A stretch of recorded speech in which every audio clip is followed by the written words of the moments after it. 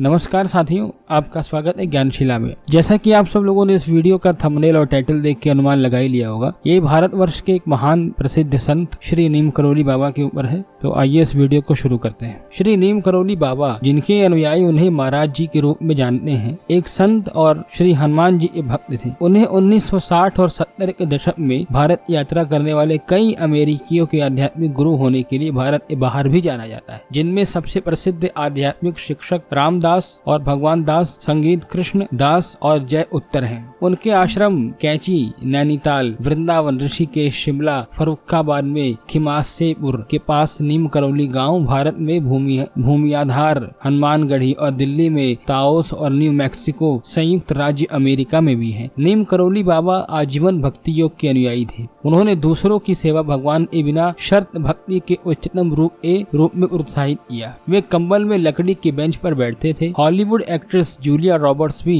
नीम करोली बाबा से प्रभावित थी। फेसबुक के सह संस्थापक मार्क जुकरबर्ग फेसबुक के घाटे से परेशान थे। स्टीव जॉब्स ने उन्हें 2006 में श्री नीम करोली बाबा के आश्रम जाने की सलाह दी थी। मार्क जुकरबर्ग 2008 में भारत आकर कैंची धाम में रहे।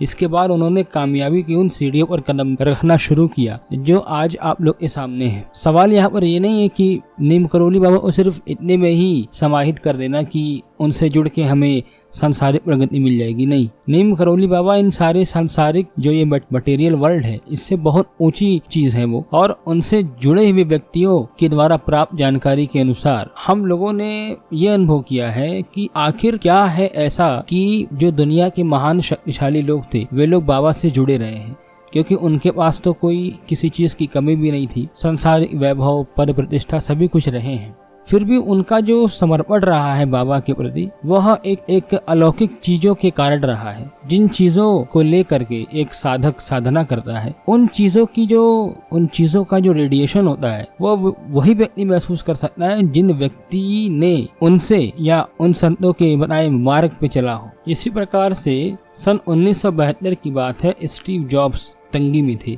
जो एप्पल कंपनी है, जिसके फोन और लैपटॉप्स, टैबलेट्स आते हैं, वॉचेस आती हैं, बहुत ही प्रसिद्ध कंपनी है, उसके संस्थापक स्टीव जॉब्स वो काफी तंगी में थे। वो भारत यात्रा के लिए बचत कर रहे थे। 1974 में अपने एक दोस्त के साथ स्टीव जॉब्स भारत पहुंचे। कैंची धाम आश्रम में कई दिनों तक ध्यान किया। उन्हें कई दिव्य अनुभव हुए। भारत लौटने के बाद स्टीव जॉब्स ने पहला एप्पल कंप्यूटर तैयार किया।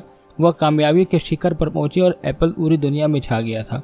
कहा जाता है कि ब्रांड का नाम और लोगो एप्पल रखने की वजह यह थी कि नीम करोली महाराज को सेब बहुत पसंद था। वृंदावन में स्थानीय निवासियों ने चमत्कारी बाबा के नाम से संबोधित किया। उनके जीवन के दौरान कैंची और वृंदावन में 2 मुख्य आश्रम बनाए गए थे।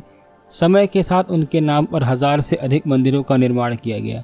सन 2000 के दशक के उत्तरार्ध में एक फाउंडेशन विकसित हुआ, लव सर्व रिमेंबर फाउंडेशन, जिसका उद्देश्य नीम करोली बाबा की शिक्षाओं को संरक्षित और जारी रखना है। रामदास और लैरी ब्रिलियंट ने सेवा फाउंडेशन की स्थापना की, जो बर्कले कैलिफोर्निया में स्थित एक अंतर्राष्ट्रीय स्वास्थ्य संगठन है। यह अंधेपन को रोकने और इलाज के लिए नीम करोली बाबा की शिक्षाओं को लागू करने के लिए प्रसिद्ध है। विदेशियों द्वारा बाबा के शिक्षाओं से जुड़ करके और उनकी जो शिक्षाएं थी और उपदेश थी, उनको अपने टेक्नोलॉजी और अपने व्यवस्था पर, अपने सिस्टम पर लागू करना, ये एक बहुत ही अनोखी बात है। क्योंकि आमतौर पर भारत में जो अभी युवा हैं, वे थोड़ा सा पढ़ लिख करके किसी कंपनी में, किसी मल्टीनेशनल कंपनी में अगर अच्छे पैकेज पर आ जाते हैं, तो वे ज़्यादातर संतों को महत्व देना या यहाँ की चीज़ों को महत्व देना बंद कर देते हैं, जो एक तरह से कहीं ना कहीं उनकी अनपढ़ दशा को ही दर्शाता है। जब दुनिया के इतने महान लोग और विदेश के इतने, यदि आप लोग पाश्चात्य का उदाहरण देते हैं तो यहाँ पर वही उदाहरण है। वह लोग अगर यहाँ पर आकर के भारतीय संतों के आश्रमों में आकर के इतनी ऊंचाइयों को जा रहे हैं, तो कोई ना कोई एक अनजान शक्ति तो काम कर ही रही है। इस बात को कोई माने या ना माने, हम लोग इस चीज़ को अनुभव भी करते हैं और संतों की कृपा से उन चीज़ों को प्रचारित प्रसारित करने का मौका भी आप लोगों की कृपा से प्राप्त है, जिसके कारण हम लोग संतों की चीज़ों को आप लोग तक पहुंचाते रहते हैं। आप लोग को ये वीडियो कैसा लगा हम लोग को कमेंट सेक्शन में ज़रूर बताएं। धन्यवाद।